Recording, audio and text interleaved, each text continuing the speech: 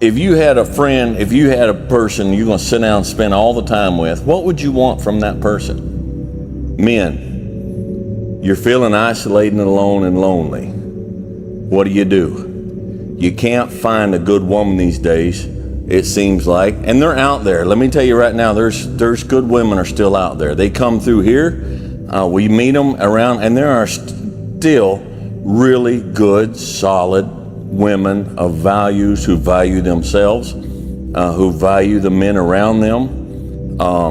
They're just harder to find. Feminists cannot sit there and say we're only about equality. Let me give you a thought, ladies. If a man is here and you want to be equal, and the only way you can get equal is to band together and tear him down so that you can be at his level, you're not equal. You're not equal. When it comes to suicides, when it comes to homelessness, when it comes to prisons, the numbers of men in these situations are astronomically higher than women. And then this same guy read a lot of the feedback from women, and it was horrible. They were celebrating the fact that men are three times more likely to commit suicide. I just can't, and it's no wonder good men in this world are backing away from women and saying, look, this is not right. And when this attitude pervades loneliness, and what is the answer to loneliness? Well, if you're lonely, I mean, it stands to reason that you're not finding people, outside people, that you can connect with on a physical level, an emotional level, a mental level, a spiritual level, whatever, wherever you're at. Now, it's harder for some people, and I understand personalities. I understand there's difficulty in this. Like, for me, I'm very comfortable in my own head. I'm very comfortable alone for hours at a time, for days at a time. It doesn't mean I haven't felt loneliness. It doesn't mean that I don't feel lonely at times, but it's not acute. It's not something I can't deal with. And to me, from what I see, the one companion outside of God, if you follow God, if you believe in God and you have Him, then there's always a friend that sticketh closer to a brother. But we're talking about the human issue. The one companion that's always going to be with you is yourself. And I think the first thing we have to do is we have to get ourselves to the point where we don't necessarily need a companion. Now, when God created, in the Bible, when God created Adam, and then He looked down, He looked at Adam, He said, it's not good that man be alone. That's why He created Eve.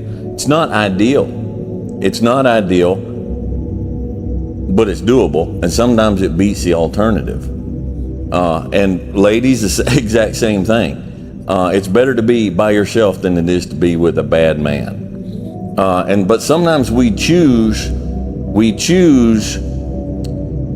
less than ideal companions, because to us that beats the alternative of not having any companion. And the reason why we cannot face the concept of not having any companion is because we're not comfortable with ourselves as a companion. We don't want to be left alone by ourselves with ourselves. So we come in and we sit down and we get on our phone, or we turn on the TV, or we go wherever, we do whatever, because we don't want to face the reality of being by ourselves with ourselves. And so, fellas, I would say one of the things I would recommend that you think about, chew on, look into, is start making yourself a companion that you're comfortable with. Now, that sounds kind of maybe not real mainstream, but what would you want? Well, I would want to spend time with somebody who's honest. Makes sense? I don't want to spend time with somebody who's going to be lying to me all the time. Someone who's going to gently tell me the truth about myself. One of the hardest things sometimes for the human to do is get to the point where they stop lying to themselves, where they tell themselves the truth. They speak the truth to themselves. Now, you got to face the reality of who you are. You got to face the reality of what you are. All right? And nobody's going to tell you that like you yourself will tell you that.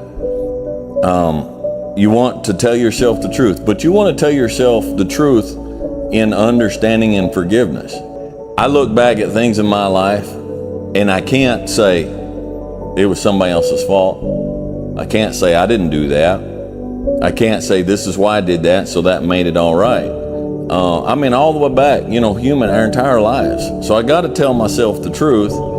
Yeah, that was not okay.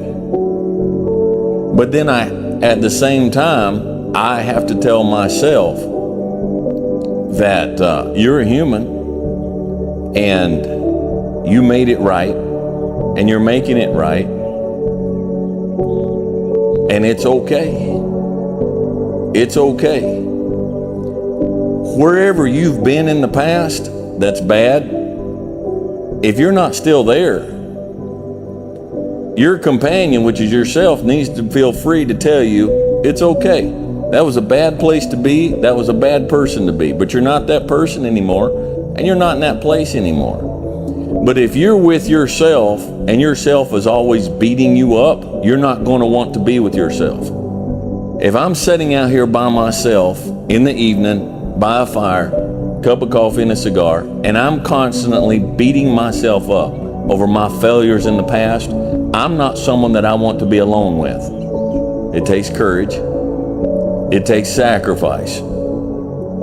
I mean, if I was single and in some of these cities and I read what's going on in these cities and I read about the politics and the crime and the homelessness and the cost of living and the cost of rent and the cost of groceries and the inability to do all this stuff, I'd sell everything I could sell, put enough in the backpack, and I'd walk out. I'd sell my car, I'd sell everything. It takes guts. And you need to have a companion, you need to be a companion that's going to gently encourage you and give you the courage to take that next step and to do better and to be better. And the hell that you go through with these relationships just in order to have someone to sleep with from time to time is not worth the destruction that it's doing to your soul and to your spirit, to your life. It's not worth it. Become your own man. Become your own man. If these feminazis want to burn their own world down around them, let them do it. You don't have to be in it. You don't need their world, and you don't need them. You don't need them. I was asking Deanna this morning, I was reading this stuff, and I'm like, if these women have their way, are they going to get out and asphalt these highways? Are they going to get up on these high lines and do this? I'm not saying they can't, but I'm saying they dang sure won't. Are they going to do sewer lines? Are they going to go into burning buildings and haul people over their shoulder down off the ladders? Here and there, scattered here and there, there's one, but women as a whole are not going to do this. And that's fine, that's their business. They can live their life as they want. I'm not here bashing women, but I am totally fed up with this whole feminazi movement that is destroying the young men in this country. And nobody can destroy you if you won't let them, all right? Don't let them. You're a man. You are a man. Stand up and be a man. Make the hard decisions, make the sacrifices, make the unpopular decisions, and become comfortable in your own skin. And if you are not a person that you are comfortable being alone with, that is the one person in this universe that you have full power, full right, and full responsibility to change. Okay? I don't have the right I don't have the desire to, and I do not have the right to try to change my wife's personality and who she is. I don't have the right to change anybody except myself. Now, there's people out there I don't like, and if I don't like them, I just walk away.